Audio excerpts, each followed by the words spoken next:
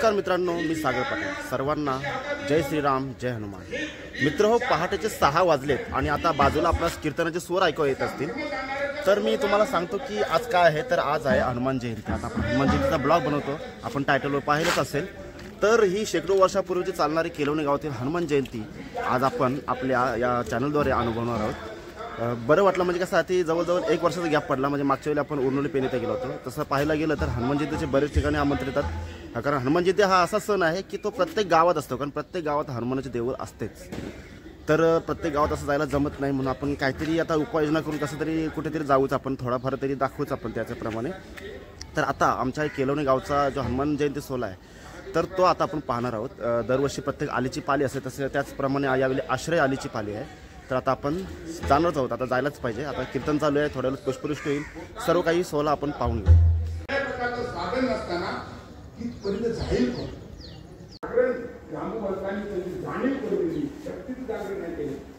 गुरु काय करतात? शक्ती जागरण नाही. हनुमानच्या जीवामध्ये इथे बसलो. आपल्याला कल्पना आहे आपण कोण आहोत?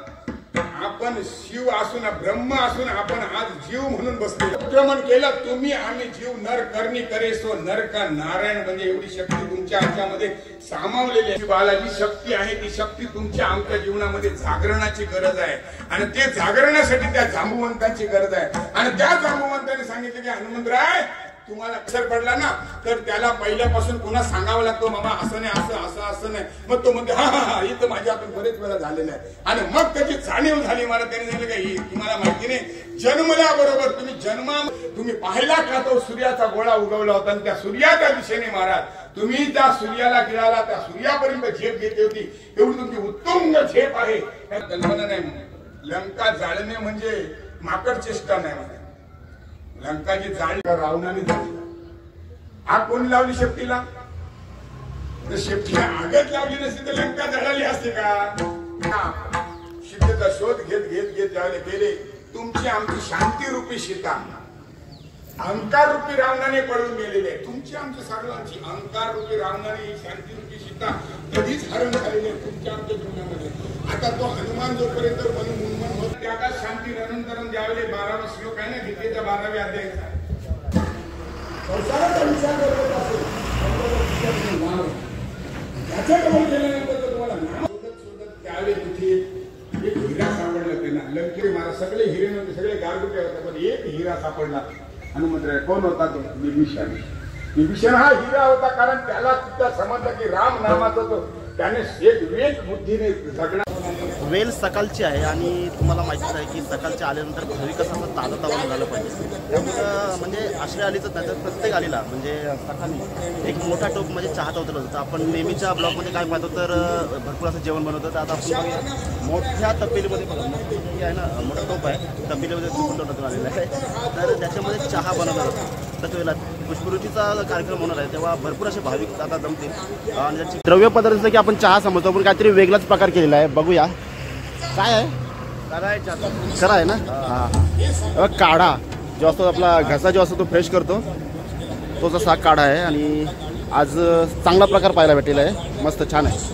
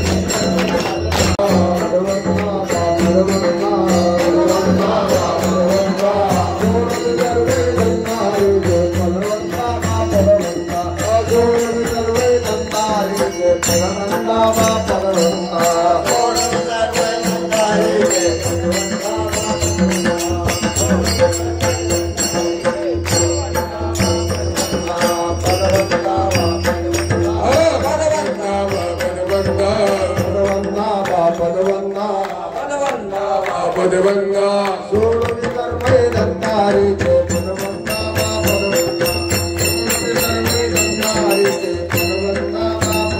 सोडून कर्मे दंतारीचे पदवंता वा पदवंता सोडून कर्मे दंतारीचे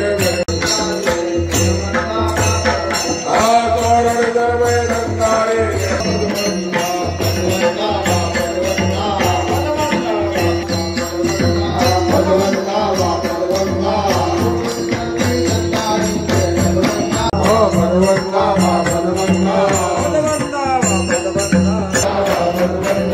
सोडून कर्मे दंतारीचे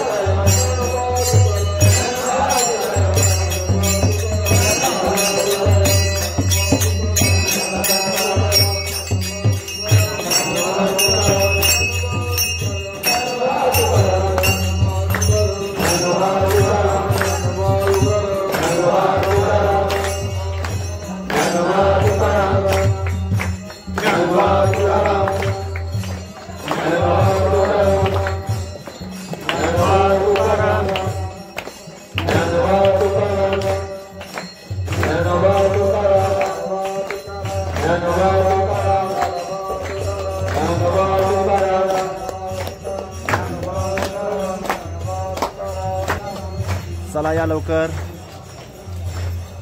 गावची परंपरा अगदी वर्षानुवर्ष चालत आलेली की आता आपण जिथे हनुमान जन्मोत्सव साजरा केला तर आता आमच्या गावामध्ये आणखी एक हनुमानचं मंदिर आहे आणि रामाचं मंदिर आहे, तर तिथे जाऊन त्या देवाची आरती करून नंतर इकडे आरती होते असा म्हणजे अगदी वाडवडिलापासून रिवाज आहे. तर तो रिवाज पार करण्यासाठी आता आपण जी रॅली पाहिली तर ती रॅली तिकडेच चाललेली आहे.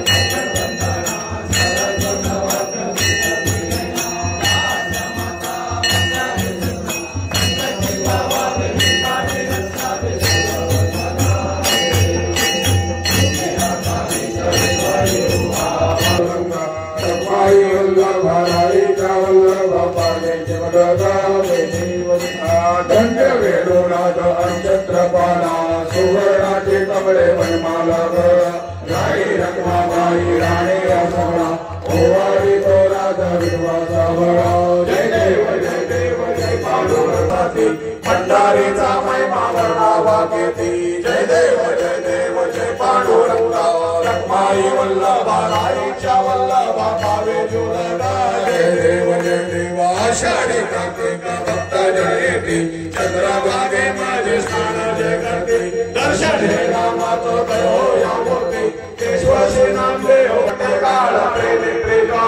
लावण्य सुंदर मस्तके बाळा ते तुर्या निर्मळ वाहे जय देव जय शिव शंकरा आरती वाळू लावते वाळू तुपर गौरा जय देव जय कर्पूर गौरा भोळा ने विशाला आतंके पार्वती सोन्याच्या माला विदे देव दुर्गा शंकर नीरा ऐसा शंकर शोधे वनमावे जय देव जय शिव शंकरा आरती वाळू लावते वाळू तुपर गौरा जय देव देवी देव्या सागरंतम केळे त्या माझे औचित्य सावळले ते तो आशोभन भाषण केले नीलकंठ नाम दर्शित झाले जय देव जय शिव शंकरा आरती वाळू लावते वाळू तुपर गौरा जय देव आता 3 मंदिरात आरती झालेली आहे. आता शेवटची आरती आपल्या म्हणजे जिथे हनुमान जन्मोत्सव साजरा झालेली आहे. आता कसं होतं की एकदा आरती वगैरे झाली किंवा सर्व काही आटोपलं की वेळ कसले होते की देवाचे दर्शन झाले. आज म्हणजे कसं आहे जन्मोत्सवासाठी अखंड गावची मंडळी दर्शनाला येत असतात आणि बरंचसं म्हणजे मस्त असं त्याची लाईन जी लागलेली आहे म्हणजे रांग लागलेली आहे ती रांग पाहूया. आणि विशेष म्हणजे या केलोनी गावचं एक वैशिष्ट्य असं आहे की दर्शन नेहमी रांगेत घेतलं जातं म्हणजे कोणाला धक्काबुक्की नको किंवा कोणत्याही प्रकारचा गैरप्रकार नको.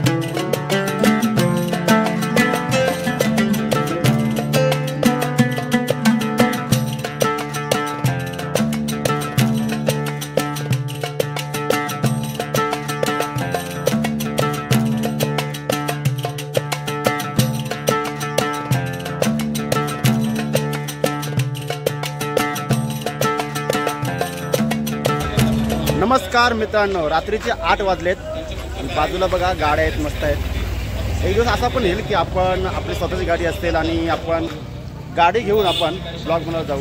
असू दे, तो कधीतरी दिवस येईल. तुमच्या शुभेच्छा तर आहेतच, असू द्या. तर आता रात्रीचे 8 वाजलेत, तर आता थोड्याच वेळात आता पालखीचे प्रस्थान होईल. तर अगोदर तयारी काय काय केली ती बघूया आणि आपण पालखीचे प्रस्थान पाहू. बघा आता टोपी लावून आलेलं आहे, कारण कसं आहे की आश्रय आलीने यावेळी प्रत्येकाला अशा भगव्या टोपी दिल्या आहेत. कारण कसं आहे, भगवा रंग म्हणजे आपल्या हिंदुत्वाची शान आहे आणि बाळासाहेबांचं एक वाक्य पण आहे की नसेल भगवा शिरावर तर बसेल परका उरावर, म्हणून हा भगवा नेहमी आपल्या शिरावर असावा. तर आता देवला जात होतो तर आम्ही पाहिलं ते ऋषिकेशजी ठाकूर थोडे व्याख्यान देतात आपल्या हिंदुत्वाविषयी. तर आपण त्याचं थोडं व्याख्यान ऐकू आणि नंतर आपण मंदिरात जाऊ.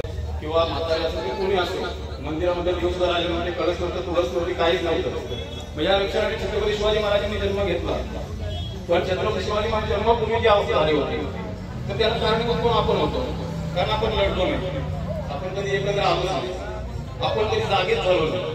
आज कसं होतं की आताच्या काळात दिवस जे असतात ते पटापट म्हणजे चालतात, म्हणजे कसं दिवस पटापट चालतात, पण आठवणी मात्र मनामध्ये कायम राहत असतात. म्हणजे तर ती आठवणी टिकून ठेवण्याचा निर्धार आपल्या सागर पडविलॉगचा आहे.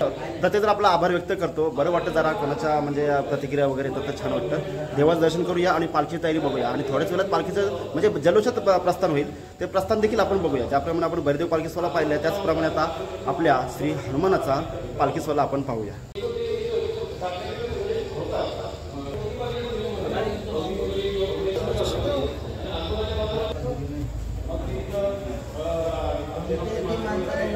काय होतं की मंदिर बघून तुम्हाला प्राचीन काळाची आठवण झाली असेल, कारण कसं आहे की प्राचीन काली म्हणजे बांधलेलं हे मंदिर फार जुनं मंदिर, अगदी बांधकाम जसे तसं आहे.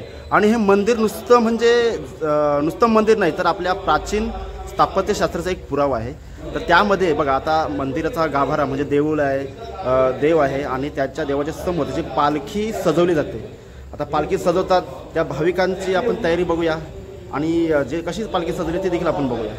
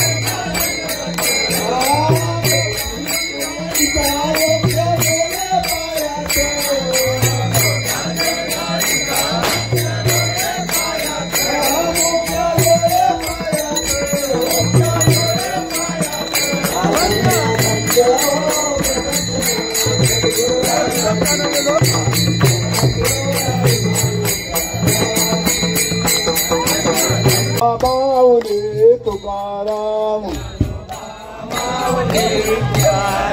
ज्ञानोबा माऊली तुकाराम ज्ञानोबा माऊली तुकाराम ज्ञानोबा माऊली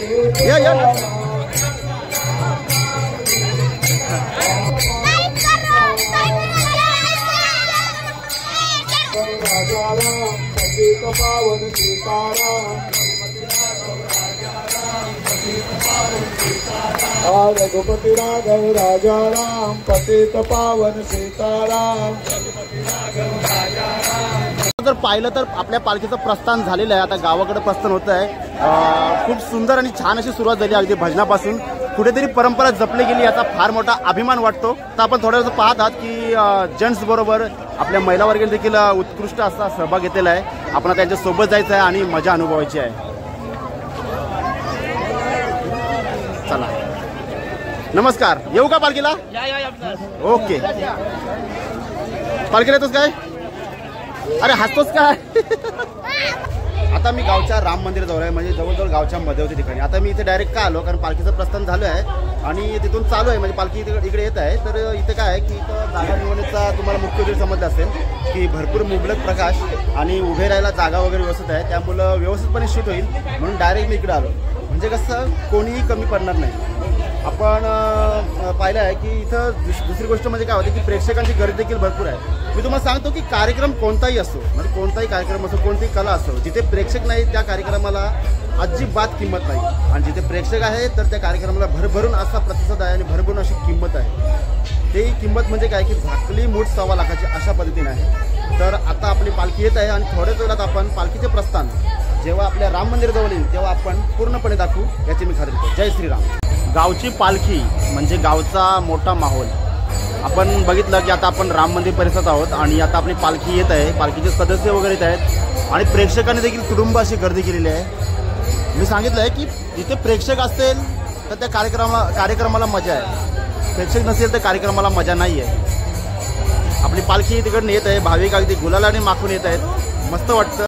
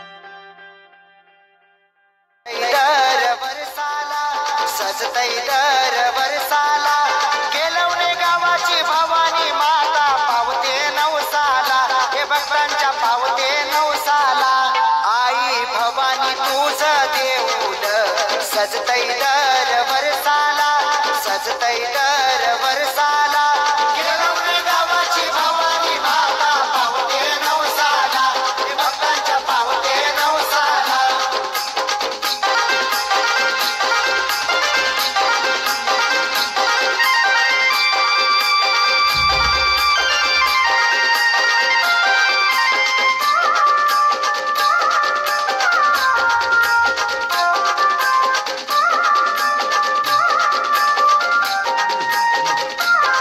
नवरात्रीच्या 9 दिवसाला भक्त येतान दर्शनाला आई सदा सुखी ठेव तू ठेव केलवणे गावाला